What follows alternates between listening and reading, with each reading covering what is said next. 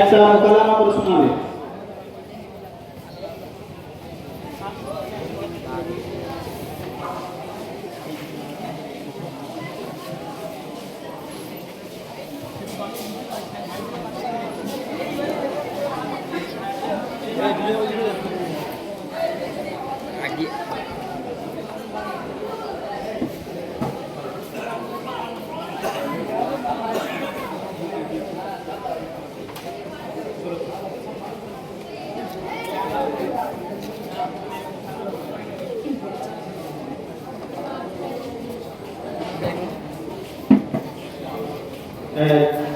প্রচলিত সুপ্রথা আছে, গ্রামে এখন স্যারের নামে প্রত্যেকের বাড়িতে ঘুষ যে ঢুকে গেছে, সুদ ঢুকে গেছে, সেই সম্পর্কে আমাদের মাদ্রাসার ছেলেরা তার বাঁচার একটা হালকা পদ্ধতি এবং সেটা থেকে দূরে থাকার পদ্ধতি সম্পর্কে একটা মোকালামা শোনাবে আমাদের মাদ্রাসার চাহারুল জামাতের ছাত্ররা। না মঈনুদ্দিন তামিম মেহরাজুল ইসলাম।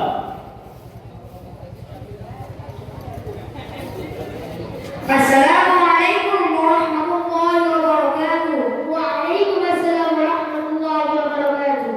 কেমন আছো মেহজুন? আলহামদুলিল্লাহ, আমি ভালো আছি। তুমি কেমন আছো? আলহামদুলিল্লাহ, আমিও ভালো আছি। তোমাকে এত চিন্তিত দেখাচ্ছে কেন? সমাজে যেভাবে সুদের প্রসার ঘটছে তা নিয়ে আমি খুবই চিন্তিত।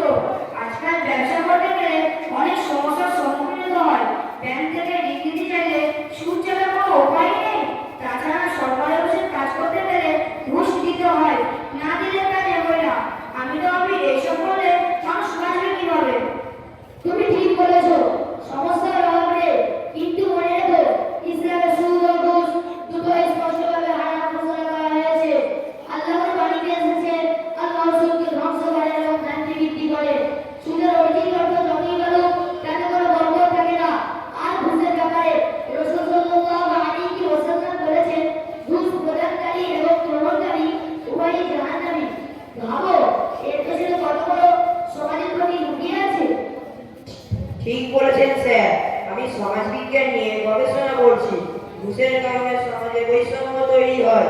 যে ঘুষ দেয় তার কাজ দ্রুত হয়, অথচ সব মানুষ পিছিয়ে যায়। এতে অন্যায় প্রতিষ্ঠানকে রূপ পায়। আবার সুদের কারণে দরিদ্র মানুষ আরো দরিদ্র হয়ে যায়। তারা ঋণের বোঝা বইতে গিয়ে সারা জীবন কষ্টে কাটায়। এর ফলে সমাজে হতাশা ও অশান্তি ছড়ায়। কিন্তু আপনারা কি জানেন, বাস্তবে অনেকেই এসব ছেড়ে টিকে যেতে পারে না? তাহলে কিভাবে মেলানো সম্ভব? প্রথমত আমাদের মানসিকতা পরিবর্তন করতে হবে। আমরা যদি ঘুষ দিতে একেবারে অস্বীকার করি তাহলে ধীরে ধীরে পরিবর্তন আসবে। আর সুদের বিকল্প হিসেবে ইসলামী ব্যাংকিং বা শরিয়া অর্থনীতি রয়েছে। সেখানে মুনাফা ভাগাভাগি করে নেওয়া হয়, সুদের বোঝা চাপিয়ে দেওয়া হয় না। আমি আরো একটি ব্যাপার যোগ করতে চাই। আমাদের পরিবার ও শিক্ষা প্রতিষ্ঠানে সচেতনতা তৈরি করতে হবে। ছোটবেলা থেকে শিশুদের শেখাতে হবে সুদ ও ঘুষ অন্যায় এবং সমাজ ধ্বংস করে। এভাবে প্রজন্মের পর প্রজন্ম নৈতিক শিক্ষায় বড় হলে সমাজ বদলাবে। হ্যাঁ, আমি বুঝতে পারছি। আসলে নিজের স্বার্থের জন্য সুদ আর ঘুষ মেনে নেওয়া মানে নিজের সন্তানের ভবিষ্যৎ অন্ধকার করা। ফলে এই মূর্খতা যত বাড়বে, ন্যায় বিচার দুর্বল হবে, বৈষম্য বাড়বে। একদম ঠিক। সুদ মানুষের মনে লোভ বাড়ায়, আর ঘুষ দুর্নীতির মনোভাব তৈরি করে। ইসলাম তাই আমাদের সরলতা, ন্যায় বিচার ও পরস্পরের প্রতি সহযোগিতা শিক্ষা দেয়। আমাদের উচিত শুধু ব্যক্তিগতভাবে নয়, সমষ্টিগতভাবেও এর অপকর্ম প্রতিরোধ করা দরকার। তাহলে আমরা সবাই মিলে প্রতিজ্ঞা করতে পারি, ইনশাআল্লাহ নিজেরা কখনো ঘুষ দেব না বা দেব না এবং সুদ থেকে বাঁচার জন্য বিকল্প পথ বেছে নেব। সেই সঙ্গে সমাজে অন্যদেরও সচেতন করব। ইনশাআল্লাহ, ঠিক আছে। আজ থেকে আমি চেষ্টা করব ব্যবসা যেভাবে হোক সুদ আর ঘুষ ছাড়া হারাম পথে এগিয়ে নিয়ে যাব। এটাই হলো প্রকৃতির সাফল্যের পথ। মনে রেখো, দুনিয়ার সামাজিক ক্ষতির চেয়ে আল্লাহর সন্তুষ্টি সবচেয়ে বড় লাভ। আল্লাহ আমাদের সবাইকে শক্তিশালী যেন সুদ ও ঘুষের অপকর্ম থেকে বাঁচতে পারি এবং একটি ন্যায়ভিত্তিক সমাজ গড়ে তুলতে পারি। আসসালামু আলাইকুম।